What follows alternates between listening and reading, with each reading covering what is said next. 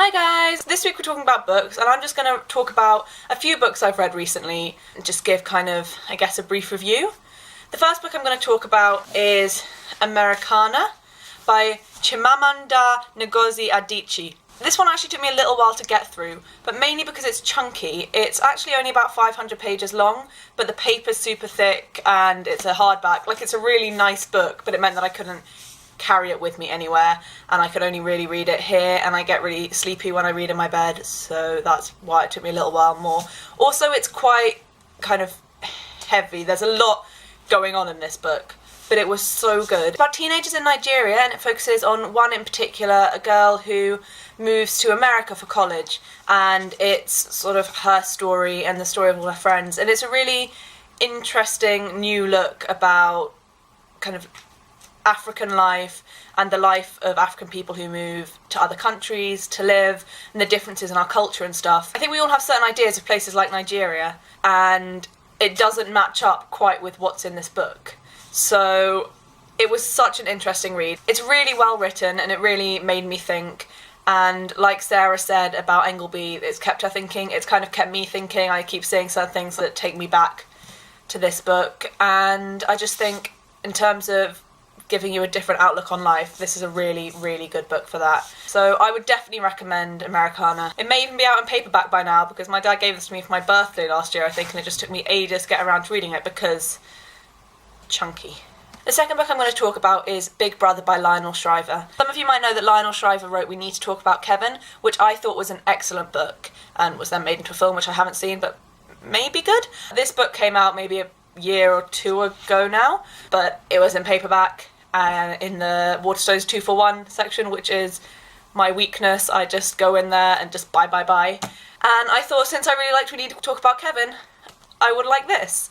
But I have a lot of issues with this book, and I'm not sure that I would recommend it. I finished it last week, so it's kind of fresh in my mind, which might be why I'm picking this one out to be a bit more critical about. But I think of the books I've read so far this year, this one has disappointed me the most.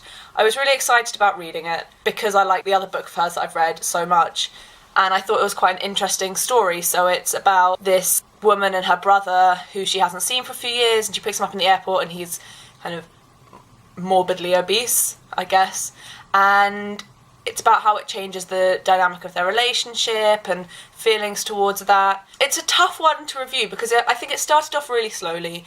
I wasn't really interested in these characters. They weren't particularly well developed. I thought they were quite two-dimensional.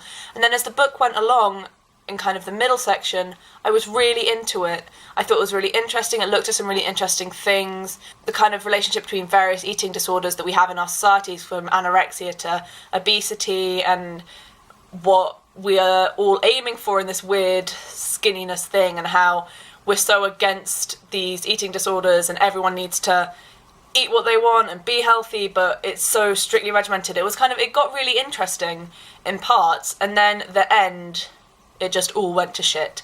I really remember the books that left me disappointed at the end, and this has definitely been added to the list. It was going so well, and I don't want to tell you what happens at the end, in case some of you read this despite this, but let's just say it really annoyed me. I got to the end and I thought, that was a waste of my time. Which is a shame, because there were really interesting passages and ideas in it, I thought, and then it seemed to all be for nothing by the time we got to the end of the book.